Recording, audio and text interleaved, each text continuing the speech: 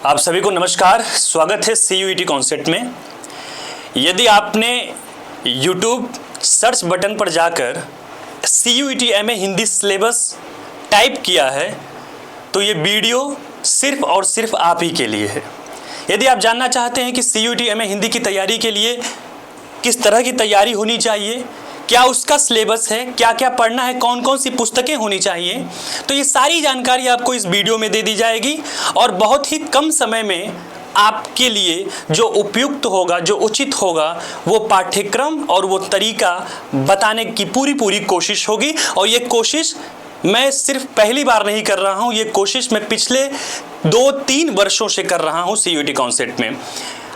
आपने ये वीडियो देखा होगा, खोला होगा, ओपन किया होगा तो सबसे पहले मेरा चेहरा आया होगा और पीछे ये स्क्रीन आया होगा, तो आप जानना चाह रहे होंगे कि मैं कौन हूँ। हालांकि कुछ लोग जान भी रहे हैं, पिछले 2-3 वर्षों से पढ़ा रहा हूँ तो, लेकिन जो नए लोग हैं, जो नए कैंडिडेट्स हैं, उनको मैं बता दूं कि मेरा नाम विक्की मद्धेशिया है, VK सर लिखा हुआ है ना। बाकी यदि आप जानना चाहते हैं कि मैं क्या कर रहा हूं इस समय या क्या मेरी क्वालिफिकेशंस हैं, तो आपको बता दूं कि मैंने CUET PG 2022 में दिया था और उसमें मेरा ऑल इंडिया रैंक 4th प्राप्त हुआ था। ऑल इंडिया रैंक 4th, ठीक है। 351 नंबर जो था सबसे टॉप मोस्ट था, फर्स्ट रैंक का था और मेरा 341 मार्क्स था। किन्हीं कारणवश 1-2 क्वेश्चन में अंतर आ ही जाता है, तो उसमें कोई बड़ी बात नहीं है। आप ये नहीं डिसाइड कर सकते कि मेरा फर्स्ट रैंक आएगा कि सेकेंड रैंक आएगा, आप ये डिसाइड कर सकते हैं कि मैं अपना 100% दूं। तो मैंने दिया तो CUET PG 2022 में 4था रैंक आया था और उसके बाद अगले वर्ष ही जब मेरा परास्नातक प्रथम वर्ष कंप्लीट हो गया, MA फर्स्ट ईयर, मैं BHU से मैंने MA पूरा किया है, तो फिर मैंने JRF का एग्ज़ाम दिया, नेट JRF का, जिसमें मैंने JRF भी क्वालिफाइड कर लिया। तो ये सब जो है ईश्वर की कृपा, महामना की कृपा और खुद की मेहनत होती है, आप सबकी दुआएं होती हैं, तो ये हमारे क्वालिफिकेशंस हैं और मुझे लगता है कि ये क्वालिफिकेशन पर्याप्त हैं आपकी गाइडलाइंस के लिए और आपको कोच करने के लिए, ठीक है। तो इतना सही मेरा परिचय है और इससे ज़्यादा परिचय देना ठीक भी नहीं मैं समझता। आगे बढ़ता हूँ, हम बात करेंगे MA हिंदी सिलेबस के बारे में। सबसे पहले सिलेबस क्या है, ठीक है। दूसरी जो बात होगी वो पैटर्न के बारे में बात होगी, पैटर्न क्या है, और फिर आगे थोड़ा विस्तार रूप में हम पुस्तकों के बारे में बात करेंगे और सिलेबस के अंदर के बारे में बात करेंगे, ठीक है। तो चलिए आगे बढ़ते हैं बिना समय को नष्ट किए हुए। उससे पहले मैं आपको बता दूं कि यदि आप CUET कॉन्सेप्ट का कोर्स ज्वाइन करना चाहते हैं, इससे जुड़ना चाहते हैं, तो आप मात्र 2999 रुपये में जुड़ सकते हैं। कोर्स का फीस 4999 है, आप देख पा रहे होंगे। 40% ऑफ करने के बाद 2999 होता है, ठीक है। आपको कुछ नहीं करना है, इस नंबर पर मैसेज कर देना है या कॉल कर देना है। आपको लाइव क्लासेस प्राप्त होंगी ऐप पर, यूट्यूब पर, रिकॉर्डेड लेक्चर टिल एग्जाम तक रिकॉर्डेड लेक्चर मिलेंगे आपको, ठीक है। क्लास नोट्स PDF के रूप में मिलेगा, डाउट सेशंस भी रखे जाएंगे और टेस्ट सीरीज भी आपको दी जाएगी और फिर प्रॉपर गाइडेंस तो आपको मिलेगा ही मिलेगा। जब आप पैसा पे करेंगे 2999 रुपया, तो 3000 रुपया पे करने के बाद आपको गाइडलाइंस मिलना ही मिलना है, ठीक है। और भी कोर्सेज की यदि बात करें तो MA हिंदी की हम बात कर रहे हैं इस वीडियो में, लेकिन geography, English, history, political science इत्यादि जो अन्य विषय हैं, आपके जो फ्रेंड्स हैं, मित्र हैं, यदि वो जुड़ना चाह रहे हैं तो वो भी जुड़ सकते हैं। उनका भी तरीका यही है जुड़ने का, ठीक है। तो चलिए, ये जो है महत्वपूर्ण बात थी कि कैसे आप हमसे जुड़ सकते हैं। इसके बाद हम आगे बढ़ते हैं, बात करेंगे कि क्या है CUET PG MA हिंदी, ठीक है। कैसे CUET PG 2024 में सबसे ज़्यादा सिलेक्शन देने वाली ये संस्था है, ये बात एक तथ्य है, फैक्ट है, ठीक है। तो सबसे पहले हम बात कर लेते हैं कि इस एग्ज़ाम का, जो आप एग्ज़ाम देने जा रहे हैं CUET PG 2025 का, CUET PG 2025 का एग्ज़ाम जो देने जा रहे हैं आप, उसका स्ट्रक्चर क्या है, ये जानना बहुत ज़रूरी होता है, ठीक है। तो क्लियर कर लेते हैं। देखिए, अगर शॉर्ट में मैं आपको बताऊं तो ये 13 जो पूरे सीरियल्स दे रखे हैं, उनका सार सिर्फ यही है कि 75 क्वेश्चन पूछे जाएंगे हिंदी विषय से। कितने क्वेश्चन? 75 क्वेश्चन आपके हिंदी विषय से पूछे जाएंगे, ठीक है। 75 क्वेश्चंस पूछे जाएंगे हिंदी विषय से, और एक क्वेश्चन 4 नंबर का रहेगा और माइनस मार्किंग 1 नंबर की होगी, यानी कि हर प्रत्येक गलत उत्तर पर आपका 1 नंबर काट लिया जाएगा, सही उत्तर पे 4 नंबर मिलेंगे। ये सब आप जानते होंगे, यूजी का आपने दिया होगा एंट्रेंस या फिर अन्य एग्जाम आप दिए भी होंगे तो आप जानते होंगे, ठीक है। और इसके अतिरिक्त यदि हम बात करें, ठीक है, कुछ और जैसे एक्स्ट्रा जानकारी के लिए, तो वो जो है बात ये है कि 2025 से there would be no general test with each paper, यानी कि इस बार से 2025 से, हालांकि ये पिछली बार से ये नियम लागू कर दिया गया कि जो जनरल पेपर हो रहा था CUET PG 2022 से 25 क्वेश्चंस का जो जनरल पेपर हो रहे थे और छात्र परेशान थे कि यार हम हिंदी साहित्य पढ़ें या फिर जनरल अवेयरनेस देखें, मैथ देखें, है ना। कई बार होता क्या है कि हम इसलिए भी आर्ट चुनते हैं कि हमें मैथ में उतनी रुचि नहीं होती, हालांकि मैथ अच्छा विषय है, उसकी अपनी अलग बात है, ठीक है, लेकिन रुचि हमारी नहीं होती, आर्ट साइड में ज़्यादा रुचि होती है, तो हम अपना जो है चुनते हैं आर्ट साइंस, ठीक है। फिर हम ग्रेजुएशन करते हैं किसी ह्यूमैनिटीज़ के विषय से, फिर हम हिंदी लिटरेचर तक आते हैं तो फिर सोचते हैं कि पीछा छूट जाए हमारा, लेकिन वो होता क्या है कि NTA और जो एग्ज़ाम लेने वाली संस्था है वो आपकी जनरल अवेयरनेस चेक करती ही करती है। पर इस बार से और पिछली बार से ये नियम हटा दिया गया है, 25 क्वेश्चन का जो जनरल टेस्ट पेपर हो रहा था वो हटा दिया गया, ठीक है। और जाहिर सी बात है, आप हिंदी का पेपर देंगे तो हिंदी एक लैंग्वेज का पेपर है, देखिए यहाँ पे लिखा है ना, the candidate can choose language paper will be in concern language except linguistic which would be in English, ठीक है। तो लिंग्विस्टिक को छोड़कर बाकी जो लैंग्वेज के जितने पेपर होंगे वो जाहिर सी बात है जिस लैंग्वेज का होगा उसी लैंग्वेज में पेपर वो आएगा, ठीक है। इंग्लिश का पेपर होगा तो इंग्लिश में आएगा, हिंदी का हिंदी में आएगा, ठीक है। अन्य जो लैंग्वेज के पेपर होते हैं वो दोनों मीडियम्स में आते हैं, ओके। तो इसका जो सार था पूरे स्ट्रक्चर का वो यही है कि 75 क्वेश्चन पूछा जाएगा, 4 नंबर का एक प्रश्न होगा, 1 माइनस मार्किंग होगी, और आपके 25 क्वेश्चन जो जनरल वाले थे ये हटा दिए गए हैं। तो इस डाउट में आप बिल्कुल भी मत रहिएगा, ठीक है। चलिए अगले स्लाइड की ओर बढ़ते हैं हम। अगला जो स्लाइड है वो ये बात कह रहा है कि CUET MA Hindi previous year question PYQ 2023-2024 की कठिनाई का स्तर क्या रहा है, ये जो है हेडिंग है, ठीक है। तो देखिए कठिनाई के स्तर की बात करें तो बात करने से ज़्यादा महत्वपूर्ण तो प्रश्नों के माध्यम से समझना है, और उस पर भी हम आएंगे वीडियो लेकर, कल ही हम जो है कोशिश करेंगे कि उस पर वीडियो बनाएं। लेकिन यदि संक्षेप में बात करें तो बता दूं आपको कि 2022 का जो पेपर आया था CUET PG 2022 का, ठीक है, हिंदी का, उसका लेवल बहुत ही मतलब कह सकते हैं कि अनएक्सपेक्टेड था, ठीक है। छात्रों ने बहुत तैयारी की थी उसकी कि भाई किसी भी तरह का किसी भी लेवल का आए हम उसे सॉल्व कर सकें और अच्छा मार्क्स ला सकें। पर पेपर NTA ने CUET PG 2022 में CUET PG 2022 हिंदी में पेपर थोड़ा सा इजी आ गया था, कुछ क्वेश्चंस को छोड़कर CUET PG 2022 का पेपर सरल आ गया था। और सरल आ जाने का नुकसान हुआ था ज़्यादा पढ़े हुए जो छात्र, ऐसे छात्र जिन्होंने बहुत अधिक पढ़ लिया था, ठीक है। बहुत अधिक पढ़ना गलत बात नहीं है, लेकिन कई बार हम सिलेबस से ज़्यादा जब पढ़ते हैं, आउट ऑफ सिलेबस पढ़ते हैं, लेवल से ज़्यादा पढ़ते हैं, मान लीजिए आप पेपर दे रहे हैं PG का और पढ़ेंगे नेट और JRF लेवल का, तो फ़ायदा तो करता है पर नुकसान भी कई बार करता है, ठीक है। तो 2022 का जो लेवल था वो थोड़ा इजी था एज कम्पेयर टू 2023 और 2024।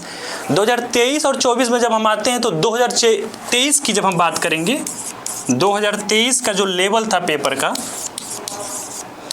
वो 2022 के मुकाबले अचानक से जो है बढ़ जाता है, और कुछ ज़्यादा ही बढ़ जाता है। और वो तो होता है ये प्रतिक्रिया स्वरूप, जैसे ही बारिश होती है, खूब तेज बारिश होगी जैसे ही प्रकृति में, वैसे ही अगले दिन प्रायः ऐसा होता है कि उतनी ही तेज धूप हो जाती है, ठीक है। ऐसा ये बारिश के मौसम में होता है, अक्सर होता है। इसी तरह से तमाम चीज़ों के जो है नियम प्रकृति में लागू होते हैं, ठीक है। तो 2022 में जितना इजी आया था उतना ही कठिन 2023 के CUET PG का लेवल हो गया था, ओके।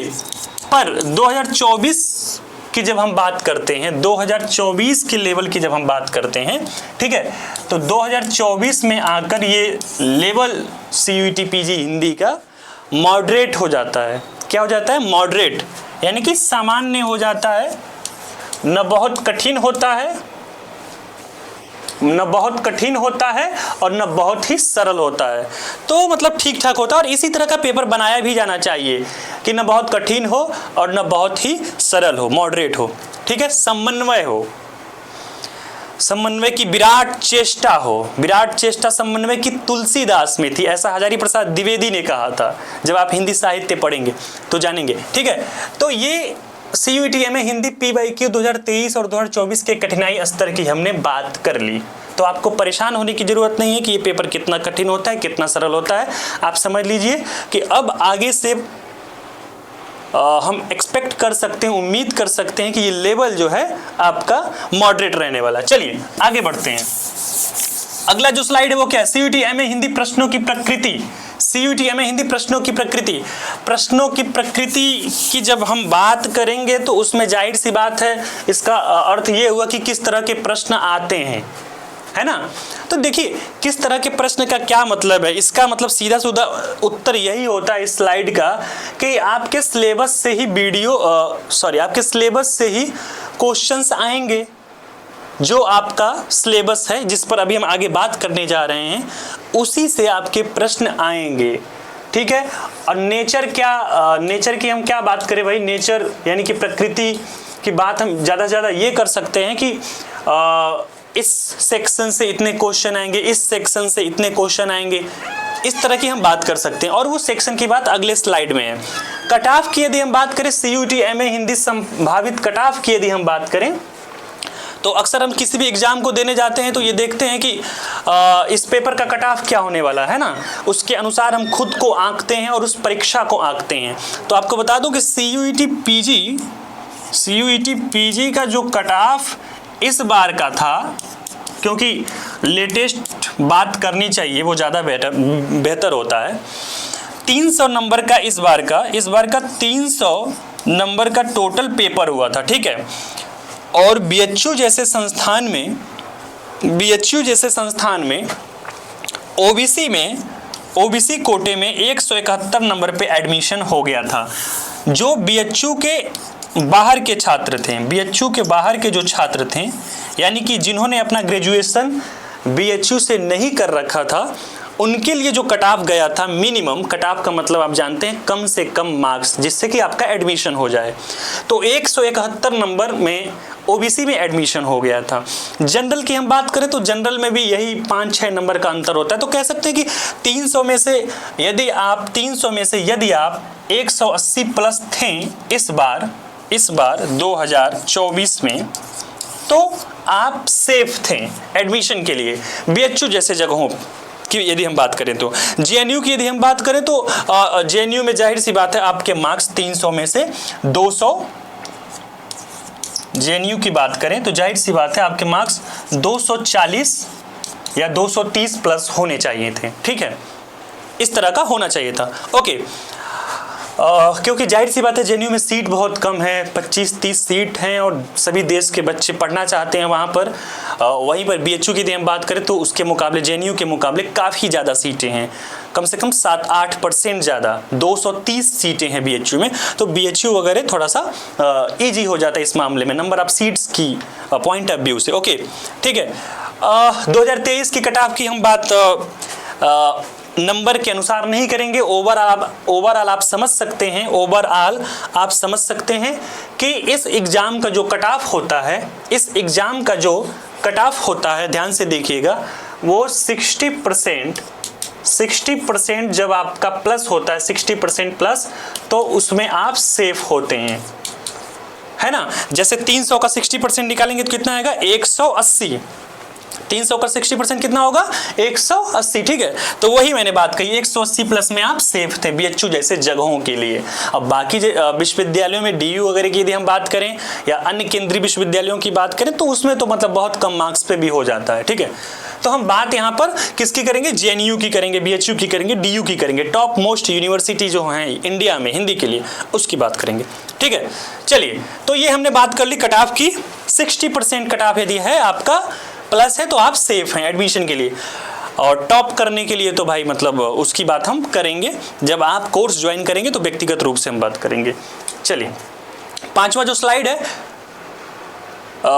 उसमें सिलेबस की चर्चा है, पॉइंट बाय पॉइंट सिलेबस की चर्चा है। ठीक है, तो सिलेबस को हम एक बार देख लेते हैं। सिलेबस को जानना बेहद ज़रूरी है, बेहद ज़रूरी है आपको सिलेबस का जानना किसी भी एग्ज़ाम की तैयारी करने से पहले। तो सिलेबस देख लेते हैं। सबसे पहली जो लाइन है वो क्या है, हिंदी साहित्य का काल विभाजन और नामकरण। आप CUET PG MA हिंदी की तैयारी के लिए यदि आगे बढ़ रहे हैं, यदि आप शुरू करना चाह रहे हैं, तो जाहिर सी बात है हिंदी साहित्य को सबसे पहले समझना होगा। और हिंदी साहित्य को सबसे पहले समझने के लिए हम हिंदी साहित्य के काल विभाजन को समझेंगे और फिर काल विभाजन के बाद नामकरण को देखेंगे। जाहिर सी बात है कि हिंदी साहित्य जो है वो 1000 से ज़्यादा वर्षों का इतिहास है हिंदी साहित्य का। किसी आलोचक के अनुसार ये 1400 वर्षों का इतिहास है, किसी आलोचक के अनुसार 1000 वर्षों का है, किसी के अनुसार 1200 वर्षों का, किसी के अनुसार 800 वर्षों का। ओवरऑल यदि हम देखें तो हिंदी साहित्य का जो इतिहास है 1000 वर्षों से अधिक का इतिहास है। स्पेशली आचार्य रामचंद्र शुक्ल के दृष्टि से हम बात करें तो उन्होंने साफ साफ लिखा है अपने हिंदी साहित्य के इतिहास में कि ये 1000 वर्षों के से ज़्यादा का या फिर 1000 वर्षों का लगभग ये इतिहास है। ठीक है, तो अब जाहिर सी बात है जब बहुत ज़्यादा लंबा इतिहास होता है, बहुत ज़्यादा संख्या होती है किसी चीज़ की, तो हम उसमें विभाजन कर देते हैं। जैसे आप किसी का नंबर याद करते हैं, फ़ोन नंबर, तो ऐसे टुकड़ों में याद करते हैं ना, 96 48 24 55 0 511 या फिर 70 81 26 60 42। इसी तरह से हिंदी साहित्य के इतिहास को समझने के लिए टुकड़ों में बांटा गया है। और टुकड़ों में ऐसे ही नहीं बांट दिया गया है, टुकड़ों में बांटने का जो आधार है वो उसकी प्रवृत्ति है, वो उसकी विशेषताएं हैं। तो 4 कालों में बांटा गया है। आदिकाल, ठीक है, पहला आदिकाल है, फिर भक्तिकाल दूसरा, फिर तीसरा रीतिकाल और चौथा आधुनिक काल। तो सबसे पहले हम पहला जो लाइन है सिलेबस का, पहला जो बिंदु है वो हिंदी साहित्य का काल विभाजन और नामकरण है। ठीक है, उस पर इस विषय को लेकर आपको पढ़ना होगा, जिसके बारे में हम विस्तार से पढ़ाएंगे। दूसरा जो पॉइंट है वो हिंदी साहित्य का इतिहास। ठीक है, हिंदी साहित्य का विस्तृत इतिहास आदिकाल से आधुनिक काल तक। और जब हम हिंदी साहित्य के इतिहास पढ़ रहे होंगे आदिकाल से आधुनिक काल तक, तो उसके साथ ही साथ प्रमुख रचनाकारों को हम पढ़ेंगे, उनकी रचनाएं जो हैं उनको भी हम देखेंगे, और उन रचनाओं की प्रवृत्तियां जो हैं, जो विशेषताएं हैं, उनको भी देखेंगे। ठीक है, बात समझ में आ रही है? ये आपका सिलेबस है। पहले में काल विभाजन नामकरण और दूसरे में हिंदी साहित्य का इतिहास आदिकाल से आधुनिक काल तक, प्रमुख रचनाकार, रचनाएं और प्रवृत्तियां। तीसरा जो बिंदु है वो हिंदी साहित्य की विविध विधाएं एवं रचनाकार। जो हिंदी साहित्य में बाद में जितनी भी विधाएं बनी, चाहे वो उपन्यास हो, कहानी हो, नाटक हो, निबंध हो, आलोचना हो और अन्य गद्य विधाएं, यानी कि संस्मरण हो, जीवनी हो, है ना, संस्मरण हो, जीवनी हो, रेखा चित्र हो, ये सारी विधाएं जो बाद की बनी हैं उन सब का अध्ययन हम इस बिंदु में करेंगे, तीसरे वाले बिंदु में। ठीक है, ओके। हिंदी साहित्य की विविध विधाएं एवं रचनाकार। चौथा जो बिंदु है वो है प्रयोजन मूलक हिंदी के विविध रूप। प्रयोजन मूलक हिंदी के विविध रूप, ये 2022 से ऐड किया गया है MA हिंदी के सिलेबस में कि प्रयोजन मूलक हिंदी क्या है और उसके विविध रूप क्या हैं, इसके बारे में आपको जानकारी थोड़ी बहुत होनी चाहिए। और मैं कहता हूं कि बहुत अच्छा किया गया है इसको ऐड करके। वो इसलिए क्योंकि जब आप परास्नातक करते हैं, हिंदी से MA करते हैं, तो आपके पास ऑप्शन केवल नेट JRF पास करके PhD करने का असिस्टेंट प्रोफेसर होने का ही नहीं होता, बल्कि उसके अतिरिक्त तमाम और भी जो है कैरियर ऑप्शंस होते हैं, जैसे राजभाषा अधिकारी,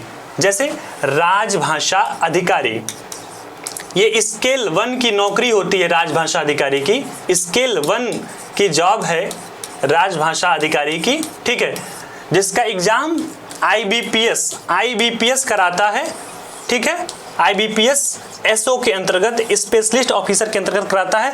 और उसमें आपको मैं बता दूं कि जो एलिजिबिलिटी होती है उस एग्जाम की राजभाषा अधिकारी की, वो आपके पास MA की डिग्री होनी चाहिए हिंदी से या फिर संस्कृत से, और ग्रेजुएशन में अंग्रेजी होनी चाहिए। तो ये मतलब थोड़ा सा कॉन्टेक्स्ट के बाहर की बात मैं करने लगा, लेकिन मैं इसका महत्व तो आपको बता रहा हूँ कि प्रयोजनमूलक हिंदी के जो विविध रूप हैं, ये राजभाषा अधिकारी जब नियुक्त होते हैं आप, उसमें देखने को मिलता है, समझने को मिलता है।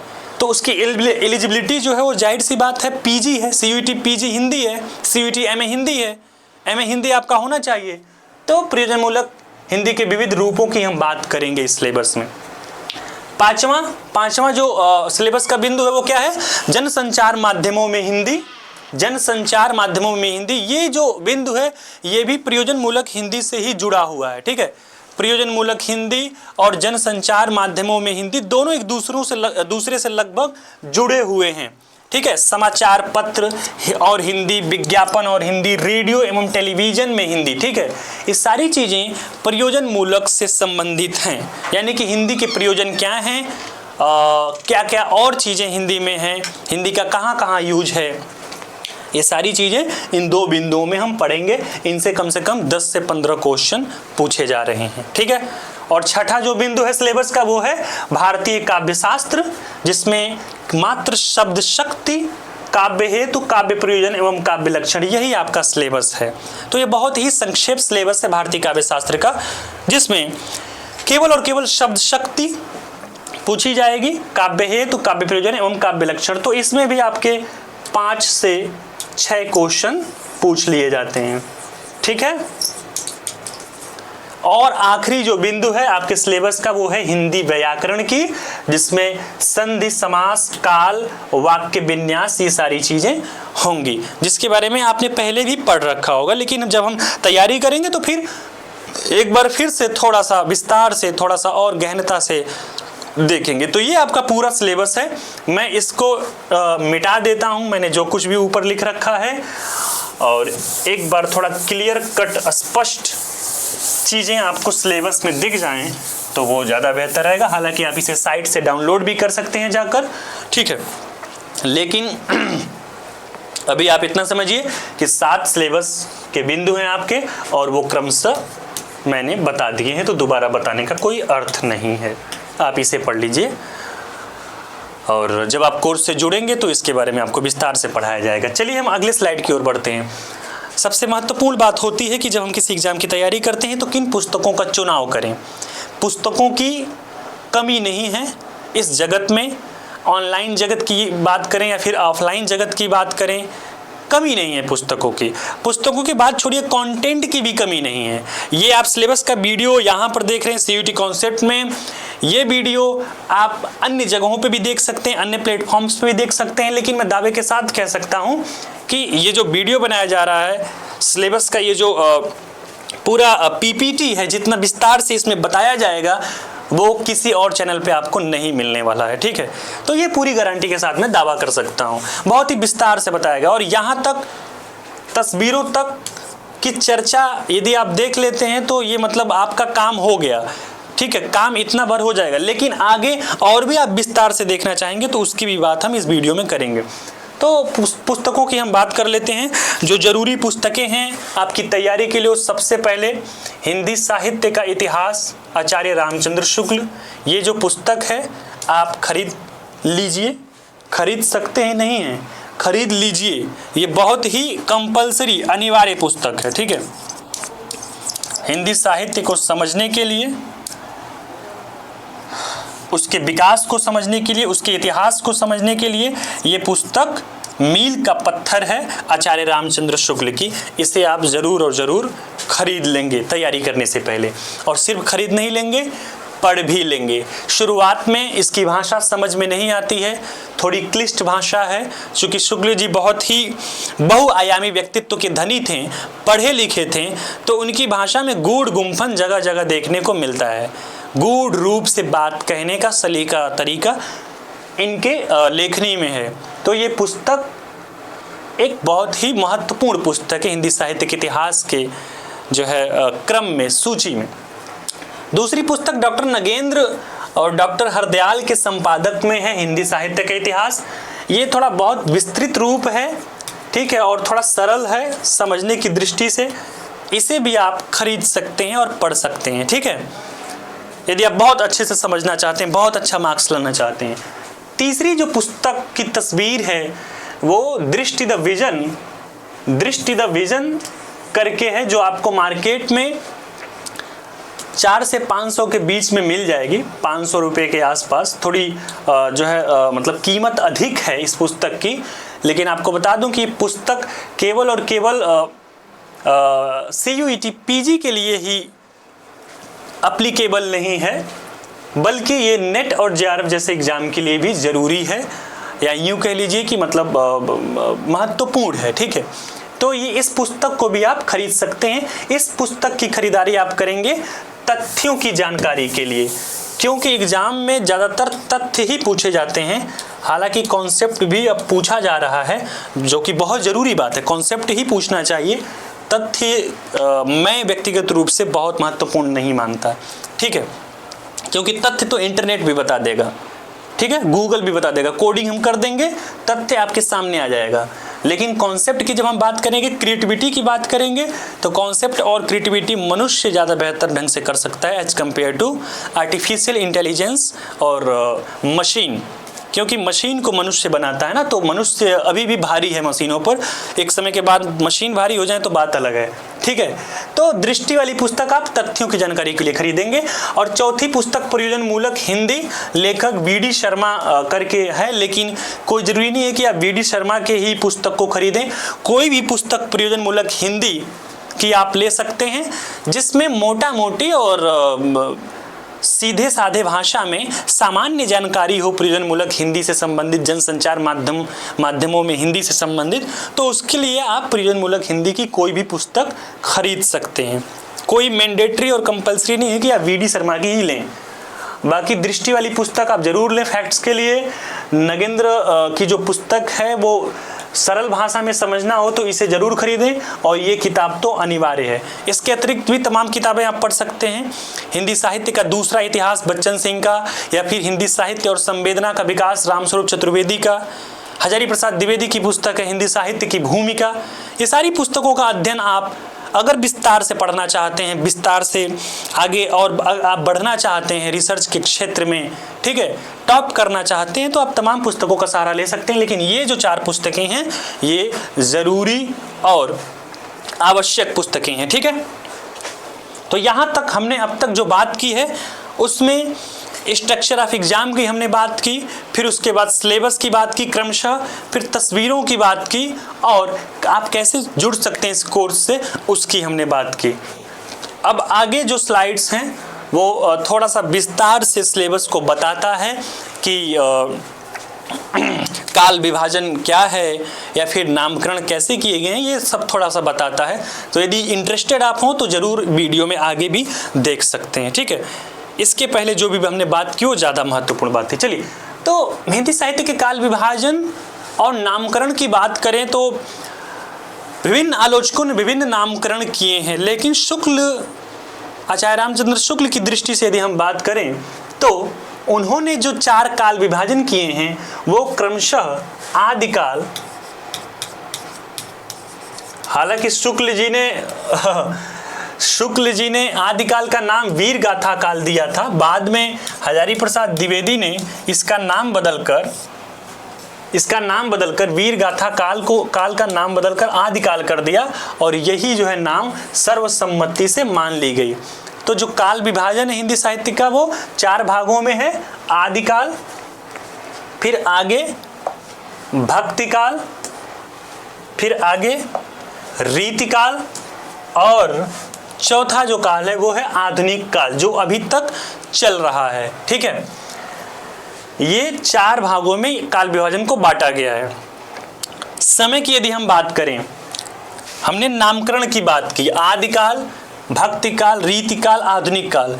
यदि समय की बात करें तो शुक्ल जी के दृष्टि से संवत 1050 से 1375 का जो संवत है वो क्या है, आदिकाल है। आदिकाल में हम क्या क्या पढ़ेंगे, आदिकाल में क्या क्या पढ़ेंगे हम, आदिकाल में हम पढ़ेंगे सिद्धों के बारे में पढ़ेंगे। ठीक है, सिद्धों की रचनाओं के बारे में हम पढ़ेंगे, सहजयान, हीनयान, महीयान, ये सारी चीजें जो हैं 84 जो सिद्ध हैं उन सब के बारे में हम पढ़ेंगे, सरहपा, कन्हपा, डोम्बिपा, ठीक है, लुईपा। फिर हम जैनों के बारे में पढ़ेंगे, जैन की रचनाओं के बारे में पढ़ेंगे। ये सब हिंदी साहित्य के अंतर्गत आ जाते हैं। जैन, सिद्ध, नाथ, रासो, लौकिक साहित्य व अन्य जो सारी चीजें हैं, ये सारी चीजें आदिकाल के अंतर्गत आ जाएंगी। तो आदिकाल में हम क्या क्या पढ़ने वाले हैं, आदिकाल में हम पढ़ेंगे सिद्ध, जैन, फिर नाथ, फिर रासो और फिर लौकिक साहित्य व अन्य जो रचनाएं हैं वो पढ़ेंगे। भक्ति काल में क्या पढ़ेंगे, भक्ति काल का जो परिचय है वो इस प्रकार है।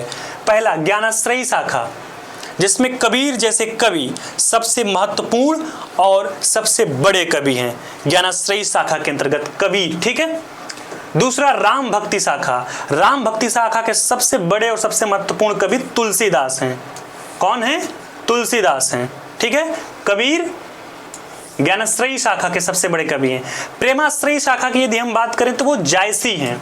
भक्ति काल को भी 4 प्रकरणों में बांट दिया शुक्ल जी ने, और वो क्रमशः ज्ञानाश्रयी, राम भक्ति शाखा, फिर प्रेमाश्रयी और फिर कृष्ण भक्ति शाखा है। ठीक है, कृष्ण भक्ति शाखा के सबसे बड़े कवि सूरदास हैं। ठीक है, तो ये 4 सबसे बड़े और सबसे महत्वपूर्ण कवि और 4 शाखाएं, ज्ञानाश्रयी शाखा, राम भक्ति शाखा, प्रेमाश्रयी और कृष्ण भक्ति शाखा, ये भक्ति काल के 4 प्रकरण हैं। शुक्ल जी ने बांटे हैं और ठीक बांटा है उन्होंने। ठीक है, अन्य कवि व संप्रदाय करके भी है, तो उसकी भी चर्चा हम करेंगे। जैसे रहीम हो गए, रसखान हो गए, ये सब अन्य कवि एवं संप्रदाय के अंतर्गत आ जाते हैं। ठीक है, चलिए, भक्ति काल का परिचय हो गया। रीतिकाल का परिचय क्या है। अच्छा, भक्ति काल के क्रम में एक बात छूट गई, वो ये कि इसका जो काल माना गया है वो संवत 1375 से 1700 तक का समय माना गया है भक्ति काल का। तो आप सिलेबस का वीडियो देखते देखते मैं आपको सच बताऊं तो 5-6 क्वेश्चन की तैयारी भी आपकी मैं करा दे रहा हूं। तो यदि आप पूरा वीडियो देखते हैं तो 5-6 क्वेश्चन यहीं पर तैयार हो जाएंगे आपके। ठीक है, तो भक्ति काल का ये समय है संवत 1375 से 1700। किसके अनुसार, आचार्य रामचंद्र शुक्ल के अनुसार। ओके, यहां पे मैं लिख भी दे रहा हूं, रामचंद्र शुक्ल की दृष्टि से।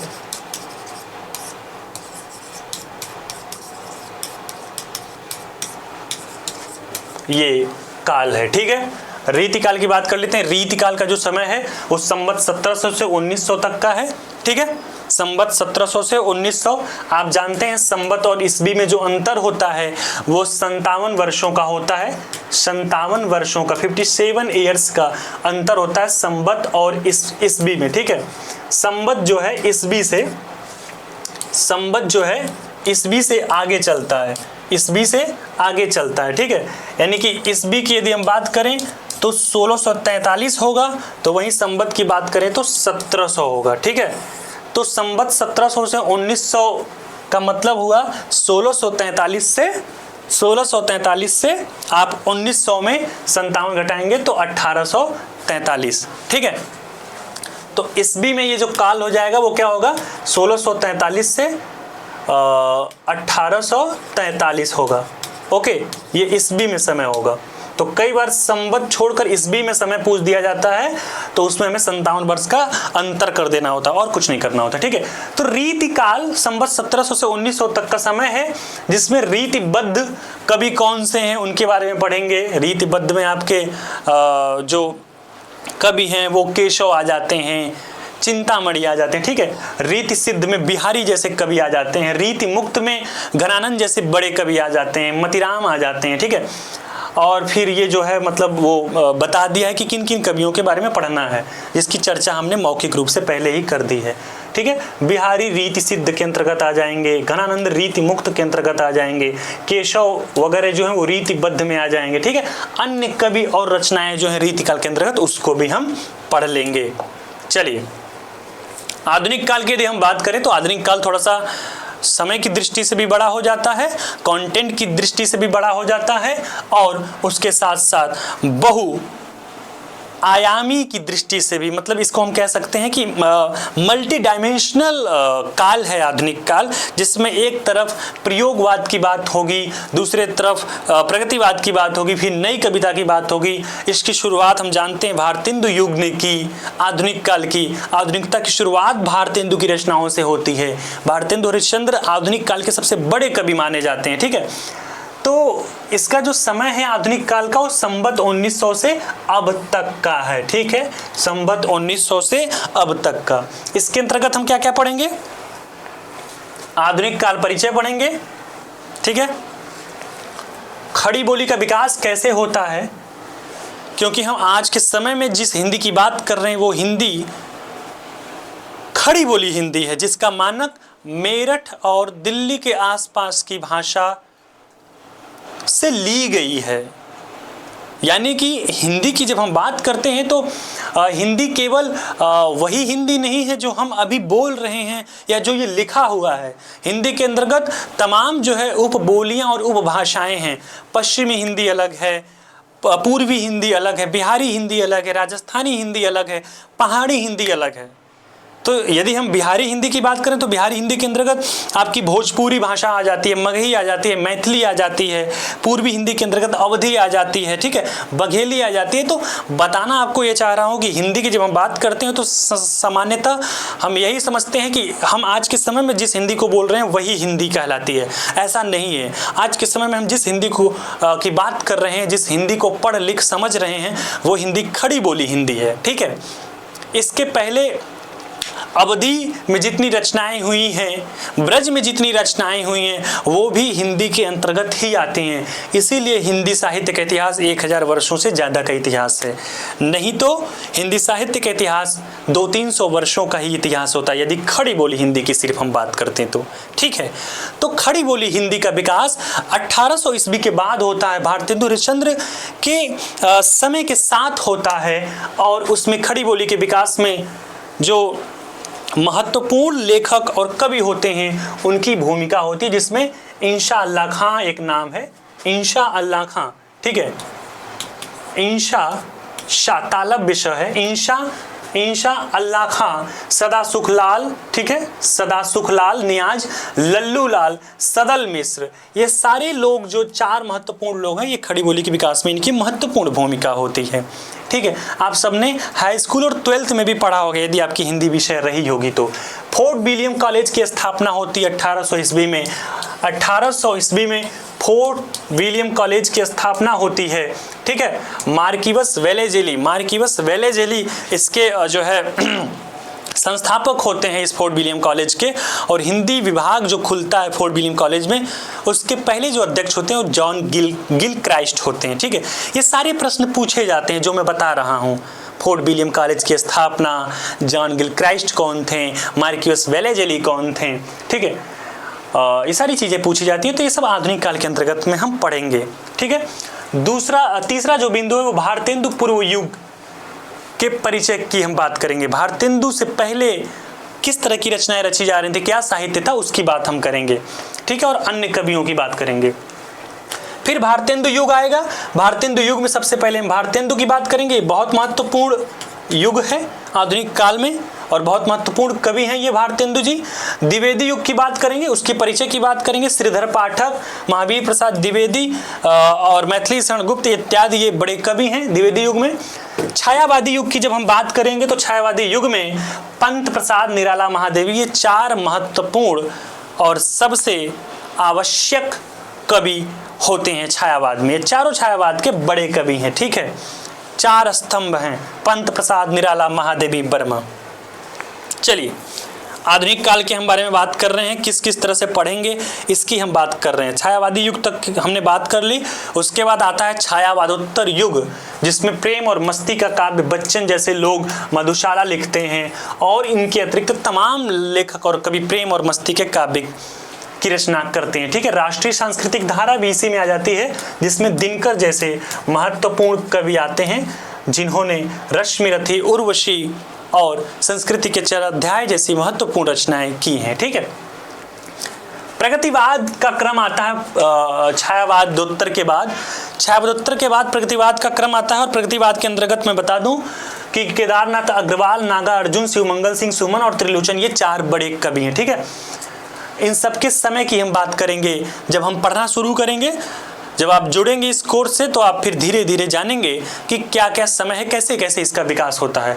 प्रयोगवाद फिर आगे हम पढ़ेंगे प्रगतिवाद के बाद, जिसमें अज्ञेय जो हैं सच्चिदानंद, हीरानंद अज्ञेय सबसे बड़े कवि हैं। इन्होंने सप्तक, तार सप्तक का प्रकाशन किया, फिर दूसरा सप्तक, फिर तीसरा सप्तक, फिर चौथा सप्तक, और उसके अंतर्गत 7 कवियों को रखा। सप्तक का अर्थ ही है 7। ठीक है, 7 कवियों को रखा। फिर आता है प्रपद्यवाद। प्रपद्यवाद और नकेनवाद, ये बहुत छोटा सा विषय है। कितना समय? प्रपद्यवाद, नकेनवाद, ये बहुत छोटा सा विषय है आधुनिक काल के अंतर्गत, इसको भी हम पढ़ेंगे। और फिर नई कविता आती है प्रपद्यवाद, नकेनवाद के बाद, जिसमें नई कविता के अंतर्गत भी अज्ञेय बड़े कवि हैं। प्रयोगवाद की शुरुआत तो अज्ञेय कर ही रहे हैं, नई कविता में भी एक बहुत बड़े कवि हैं मुक्तिबोध, जिनकी रचना भूल, गलती, ब्रह्म राक्षस, अंधेरे में, ये सारी रचनाएं जो है इनकी हम पढ़ेंगे और जानेंगे। ये सब पूछा जाता है एग्जाम में। शमशेर बहादुर सिंह, धर्मवीर भारती, ठीक है, करेक्ट कर लीजिएगा, धर्मवीर भारती। ठीक है, अंधा युग इनकी एक महत्वपूर्ण रचना है। इसके अतिरिक्त ये कवि भी थे। ठीक है, केदारनाथ सिंह की एक कविता बनारस नाम की एक कविता है, जो बहुत महत्वपूर्ण कविता है, जो आपने यूजी में पढ़ा होगा। तो ये सब पूछा जाता है एग्जाम में। और फिर अन्य कवि जो है नई कविता के अंतर्गत, उनके बारे में भी हम पढ़ेंगे। ठीक है, चलिए, तो नई कविता की हमने बात कर ली। नई कविता की बात यहाँ तक हो गई है। 12वां जो बिंदु है वो 1960 के बाद का काव्य आंदोलन होगा, उसके बारे में भी हम देखेंगे जब आप कोर्स से जुड़ेंगे और विस्तार से पढ़ेंगे तो। ठीक है, नवगीत छोटा सा विषय आएगा, उसे भी हम देख लेंगे। हिंदी गजल भी जो है दुष्यंत कुमार और उसके अलावा राजेंद्र जी करके आते हैं, अदम गोंडवी और तमाम लेखक जो हैं हिंदी गजल के अंतर्गत, उन्हें भी थोड़ा बहुत देख लिया जाएगा। ठीक है, प्रमुख कवित्री और रचनाएं। अब देखिए, हमने 14 बिंदु पढ़े अब तक, लेकिन इन 14 बिंदु के बाद एक ऐसा बिंदु आता है जिसमें प्रमुख कवियत्री और रचनाएं की बात होती है। यानी कि इसके पहले कि जो भी हम सेक्शंस की बात कर रहे थे सिलेबस की, बिंदु की, उसमें ऑटोमेटिकली ये बात जो है अंडरस्टूड थी कि हम जिन रचनाओं की या लेखकों की या जिन काल की बात करेंगे उसमें कवियत्री लगभग ना के बराबर होगी। तो चूंकि इस सृष्टि के विकास में, इस विश्व के इतिहास में हम जानते हैं कि व्यवस्था ऐसे बनी जिसमें पुरुष सबसे पहले आता है, यानी कि पुरुष प्रधान समाज रहा है, पुरुष सबसे पहले आता है, फिर बाद में स्त्री आती है। ऐसा होना चाहिए, नहीं होना चाहिए, ये मैं नहीं कह रहा हूँ, बस मैं कह रहा हूँ कि ये नियम रहा है अभी तक। ठीक है, इसीलिए हिंदी साहित्य हो या फिर अंग्रेजी साहित्य हो या फिर कोई भी विषय हो, ठीक है, उसमें ऑटोमेटिकली जो है पुरुष वर्ग पहले आता है, क्योंकि वो बाहर का काम धाम देखता था। ठीक है, और स्त्री घर के अंदर की काम धाम देखती थी। तो स्त्री बाद में जो है अन्य विषयों में घर के अंदर से बाहर निकलती है, चौखट से बाहर निकलती है, और वो बताती है कि मैं भी लिख सकती हूँ, मैं भी रच सकती हूँ, मैं भी कर सकती हूँ। तो जो है इतने क्रम के बाद प्रमुख कवित्री और रचनाओं का क्रम आता है, जो आप किताबों में भी देखेंगे तो कवित्रियों का एक अलग सेक्शन बना रहता है। ठीक है, तो अलग से हम कुछ कवित्रियों की रचनाएं और उनकी प्रवृत्तियों पर बात करेंगे। ठीक है, फिर दलित दलित कवि का अलग सेक्शन होगा और उनकी रचनाओं का अलग सेक्शन होगा, दलित कवि और रचनाओं का। अब दलित क्या हैं, ये सारी चीज़ें क्या हैं, ये सब विवाद का विषय है। इस पर हम कोई टिप्पणी नहीं करना चाहेंगे, लेकिन हम इतना जरूर कहना चाहेंगे कि दलित कवि और उनकी कविताएं और उनकी रचनाओं का अलग से अध्ययन किया जाता रहा है, तो वो हम करेंगे अलग से, ठीक है। अभी तक हम जिसकी बात कर रहे थे, जितने सिलेबस की बात कर रहे थे, वो सिलेबस सारे के सारे पद्य के सिलेबस थे, पद्य खंड के, ठीक है। पद्य यानी कि कविताएं वगैरह थी, ठीक है। लेकिन आगे के जो सिलेबस का परिचय है वो गद्य का है। किसका है? गद्य का। जैसे उपन्यास हुआ, नाटक हुआ, कहानी हुई, ये सब किसके अंतर्गत आते हैं? गद्य विधा के अंतर्गत आते हैं। गद्य खंड कह सकते हैं, ठीक है। तो जिसमें सबसे पहले उपन्यास परिचय, कौन कौन से उपन्यासकार हैं, उपन्यास की व्याख्या और उनकी रचनाएं, प्रवृत्तियां, ये सारी चीजें हम देखेंगे। नाटक के बारे में पढ़ेंगे, कौन कौन से नाटक हैं, ठीक है, कौन कौन से नाटककार हैं, उनका प्रकाशन वर्ष क्या है, सारी चीजें देखेंगे। कहानी, इसी क्रम में कहानीकार, कहानी का के जो है प्रकाशन, उनकी जन्म तिथि, प्रकाशन वर्ष, तमाम चीजें हम देखेंगे, विस्तार से अध्ययन करेंगे, ठीक है। हिंदी निबंध की भी बात करेंगे। हिंदी निबंध में शुक्ल जी सबसे बड़े निबंधकार माने जाते हैं, इसलिए निबंधों की श्रेणी में, सूची में निबंधों का क्रम और काल विभाजन शुक्ल जी के नाम से किया गया। शुक्ल युग, शुक्लोत्तर युग, शुक्ल पूर्व युग। चलिए, हिंदी निबंध हो गया। उसके बाद हिंदी आलोचना, प्रमुख आलोचक और अन्य आलोचक और उनकी आलोचनाएं और उनकी पुस्तकें हम देखेंगे, ठीक है। जैसे रामविलास शर्मा हो गए, रामचंद्र शुक्ल जी हो गए, नामवर सिंह हो गए, हजारी प्रसाद द्विवेदी, तमाम लोग जो है महत्वपूर्ण आलोचक हैं, तो वो भी हम देखेंगे, ठीक है। छठा जो सेक्शन है वो कथेतर गद्य परिचय का है, जिसमें आत्मकथा, जीवनी, यात्रा वृत्तांत, रेखा चित्र, संस्मरण, रिपोर्टाज, ठीक है, रिपोर्टाज, पत्र साहित्य, साक्षात्कार, डायरी, ये सारी विधाएं अन्य कथेतर गद्य के अंतर्गत आती हैं, जिसके अंतर्गत 4 से 5 सवाल या 5 से 6 सवाल आ जाते रहे हैं, ठीक है। चलिए, हिंदी पत्रकारिता परिचय भी देख लेंगे, प्रमुख पत्रिका भी देख लेंगे, पुरस्कार और सम्मान देखेंगे हम, विश्व हिंदी सम्मेलन के बारे में थोड़ा सा पढ़ेंगे, सभा संस्थाएं और उनके संस्थापकों के बारे में भी पढ़ेंगे, ओके। जब हम पढ़ेंगे तो विस्तार से बात करेंगे, अभी तो हम बस सिलेबस का परिचय दे रहे हैं संक्षेप में। भाषा, हिंदी भाषा से भी 5 से 6 प्रश्न आता रहा है, 5 से 6 प्रश्न हिंदी भाषा से आता रहा है, ठीक है। तो भाषा की पृष्ठभूमि देख लेंगे, हिंदी भाषा की विस्तार और विभाजन देखेंगे, विभिन्न भाषा परिवार, भारोपी परिवार, आर्य परिवार, द्रविड़ परिवार, ये सारी चीजें, ठीक है। ऐतिहासिक आधार, भौगोलिक आधार, ये सारी चीजें देखेंगे हम भाषा के अंतर्गत। हिंदी का भाषिक स्वरूप क्या है, भाषा की स्वनिम व्यवस्था क्या है, मानक व्याकरण क्या है, ठीक है। हिंदी भाषा के प्रयोग के विविध रूप क्या है, राष्ट्रभाषा क्या है, राजभाषा क्या है, संपर्क भाषा क्या है, ठीक है। टेलीविजन में भाषा क्या है, ये सब सारी चीजें जनसंचार माध्यमों में हिंदी, प्रयोजन मूलक में हिंदी के अंतर्गत आ जाएंगी, ठीक है। प्रयोजन मूलक हिंदी के विविध रूप, जनसंचार माध्यमों में हिंदी। तो ये जो है विस्तार से आपका सिलेबस था। और आगे काव्य शास्त्र में कुछ चीजें रह गई हैं, जिसके अंतर्गत हम पहले ही बता चुके हैं कि काव्य लक्षण, काव्य हेतु और काव्य प्रयोजन पढ़ेंगे, और इसके अतिरिक्त शब्द शक्ति भी आपके सिलेबस में है, तो उसे भी हम देखेंगे। आपको मैं बता दूं कि इस बार 2024 के एग्जाम में जब मैंने लाइव क्लासेस ली थी काव्य शास्त्र पे, क्वेश्चंस का जो सिलसिला था वो जब मैंने करी थी यूट्यूब पे, ठीक है, तो मैंने लास्ट में, सबसे लास्ट की जो मैंने कक्षा ली थी, लाइव क्लास जो ली थी यूट्यूब पे, वो काव्य शास्त्र की ही थी। 25 क्वेश्चंस हमने कराए थे, और उसमें से 4 से 5 क्वेश्चन हूबहू एग्जाम में आ गए थे, ठीक है। हूबहू 4 से 5 क्वेश्चन आपके एग्जाम में आ गए थे 25 क्वेश्चन में। तो ये जो है आप समझ सकते हैं कि मतलब आपके लिए और मेरे लिए कितना जो है आश्चर्यजनक के साथ साथ हर्षित कर देने वाला विषय है, ठीक है।